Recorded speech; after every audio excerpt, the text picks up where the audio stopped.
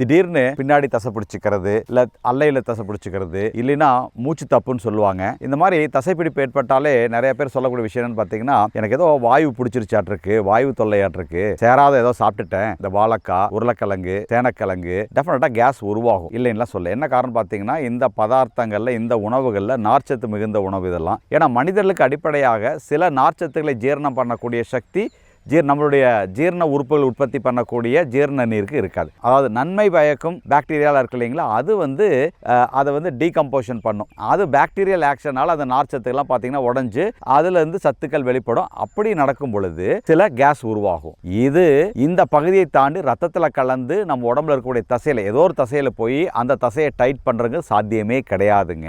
அப்போது எப்படிங்க டாக்டர், எனக்கு இதெல்லாம் சாப்பிட்டா, இந்த பதார்த்தங்கள்லாம் சாப்பிட்டுட்டா எனக்கு அங்கே தசை பிடிக்குது, இழுத்து பிடிச்ச மாதிரி இருக்குது, மூச்சு தப்பு அந்த மாதிரி இருக்குன்னு கேட்டால்